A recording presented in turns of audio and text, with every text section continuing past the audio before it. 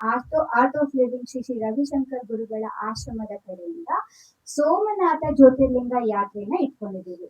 ಏನಪ್ಪಾ ಇದರದ್ದು ವಿಶೇಷತೆ ಸೋಮನಾಥ ಜ್ಯೋತಿರ್ಲಿಂಗ ಯಾತ್ರೆ ಅಂದ್ರೆ, ನಮ್ಮ ಭಾರತದಲ್ಲಿ ಮೇನ್ ಆಗಿ ಇರೋದು 12 ಜ್ಯೋತಿರ್ಲಿಂಗ.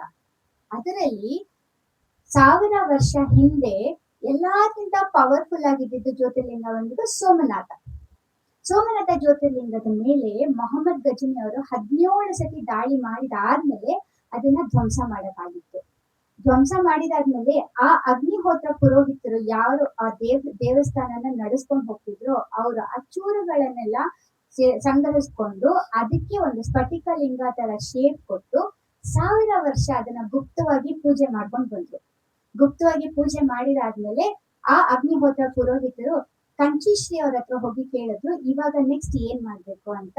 ಅವಾಗ 1924ರಲ್ಲಿ ಅವಾಗಿನ ಕಂಚಿಶ್ರೀ ಅವ್ರು ಹೇಳಿದ್ರು, ಇನ್ನ 100 ವರ್ಷ ಹಾಗೆ ಇಟ್ಕೊಳ್ಳಿ.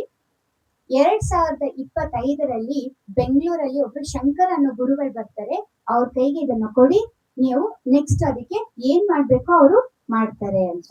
ಸೊ ಇನ್ನ 100 ವರ್ಷ ಅವ್ರು ಗುಪ್ತವಾಗಿ ಪೂಜೆ ಮಾಡ್ಕೊಂಡು, ಹಿಂದಿನ ವರ್ಷ ನಮ್ಮ ಆಶ್ರಮಕ್ಕೆ ಸೀತಾರಾಮಾಚಾರ್ಯ ಅನ್ನೋ ಅರ್ಚಕರು ಆ ಅಗ್ನಿಹೋತ್ರ ಪುರೋಹಿತ ವಂಶಜರು ತಗೊಂಡ್ಬಂದು ನಮ್ಮ ಗುರುಗಳ ಕೈಗೆ ಅದನ್ನ ಅರ್ಪಣೆ ಮಾಡಿದ್ರು. ಇವಾಗ ಇದ್ರ ಬಗ್ಗೆ ಎಲ್ಲರಿಗೂ ತಿಳಿಬೇಕಲ್ವಾ ಅಂತ ಹೇಳಿ ಸಂಪೂರ್ಣ ಭಾರತದ ಅದ್ರ ಯಾತ್ರೆ ನಡೆಸ್ತಿದ್ದೀವಿ. ಈ ಜ್ಯೋತಿರ್ಲಿಂಗ ನೆಲದ ಮೇಲೆ ಇರ್ಲಿಲ್ಲ, ತೇಲ್ತಾ ಇತ್ತು ಅಂತ. ನೆಲದ ಮೇಕ್ಕಿಂತ ಮೇಲೆ ತೇಲ್ತಾ ಇತ್ತು ಅಂತ, ಖಾಲಿ ಇರಬಾರ್ದಂತ. ಅಲ್ಲಿ ಹೋಗಿ ನೋಡಿದ್ರೆ 2 ದೇವಸ್ಥಾನ ಇದೆ. ಒಂದು ದೇವಸ್ಥಾನ ಖಾಲಿ ಇದೆ, ಇನ್ನೊಂದು ದೇವಸ್ಥಾನ ಲಿಂಗ ಇದೆ. ಅದು ಒರಿಜಿನಲ್ ಲಿಂಗ ಇವಾಗ ನಮ್ ಕೈಗೆ ಸಿಕ್ಕಿದೆ. ಅದ್ರ ಬಗ್ಗೆ ಎಲ್ಲರಿಗೂ ಗೊತ್ತಾಗ್ಲಿ, ಎಲ್ಲರಿಗೂ ಇದ್ರದ್ದು ದರ್ಶನ ಆಗ್ಲಿ ಅಂತ ಯಾತ್ರೆಯಲ್ಲಿ ಇವಾಗ ಚಿತ್ರದುರ್ಗದ ಭಾಗ್ಯ ಬಂದಿದೆ. ಚಿತ್ರದುರ್ಗದಲ್ಲಿ ಮೇ 2, 3, 4ನೇ ತಾರೀಕು ಬರ್ತಾ ಇದೆ. 2ನೇ ತಾರೀಕು ಪ್ರಾಪರ್ ಚಿತ್ರದುರ್ಗದಲ್ಲಿ ಇರುತ್ತೆ. ಅಯ್ಯಪ್ಪ ಸ್ವಾಮಿ ದೇವಸ್ಥಾನದಲ್ಲಿ ಬೆಳಗ್ಗೆ 7:30ಯಿಂದ 10:30 ತನಕ ಅದರದ್ದು ಪೂಜೆ ಸಂಕಲ್ಪ ಮತ್ತೆ ದರ್ಶನ ಇರುತ್ತೆ. ಅದೇ ದಿನ ಸಂಜೆ 5:30ಯಿಂದ 8 ಗಂಟೆ ತನಕ ಸಾಮೂಹಿಕ ದರ್ಶನ ಇರುತ್ತೆ. ನೆಕ್ಸ್ಟ್ ದಿನ ಹೊಸದುರ್ಗಲ್ಲಿದೆ ಅಶೋಕ ರಂಗಮಂದಿರದಲ್ಲಿ ಸೇಮ್ ಸಮಯ ಬೆಳಗ್ಗೆ 7:30ಯಿಂದ 11 ತನಕ ಪೂಜೆ ಮತ್ತೆ ದರ್ಶನ. ಸಂಜೆ ಅದೇ ಸಮಯದಲ್ಲಿ 5ರಿಂದ 7 ತನಕ ಸಾಮೂಹಿಕ ದರ್ಶನ ಇರುತ್ತೆ. ನೆಕ್ಸ್ಟ್ 4ನೇ ತಾರೀಕು ಚಳ್ಳಕೆರೆಯಲ್ಲಿದೆ BMGHS ಗ್ರೌಂಡ್ ಅಲ್ಲಿ ಬೆಳಗ್ಗೆ 7ರಿಂದ 10ವರೆಗೂ ಪೂಜೆ ಸತ್ಸಂಗ ಹಾಗೂ ದರ್ಶನ. ಸಂಜೆ ನಾಯಕನಹಟ್ಟಿಯಲ್ಲಿ 4ರಿಂದ 7 ಗಂಟೆಗೆ ಪೂಜೆ ಹಾಗೂ ಸತ್ಸಂಗ ದರ್ಶನ ಇರುತ್ತೆ. ಎಲ್ಲಾರ್ಗೂ ಇದ್ರ ಬಗ್ಗೆ ತಿಳಿಸೋಣ ಅಂತ ಹೇಳ್ಬಿಟ್ಟು ನಾವ್ ಈ ಪ್ರಶ್ನೆ ಕರೆದಿದ್ವಿ. ಈಗ ಗುರುಗಳು ಹೇಳ್ತಾರೆ ಏನು, ಒಂದು ಚಿಕ್ಕ ಮಕ್ಕಳು ದಿವಸಕ್ಕೆ 400 ಸತಿ ನಗ್ತಾರಂತೆ. ಎಷ್ಟು ಸತಿ? 400 ಸಲ ನಗ್ತಾರೆ.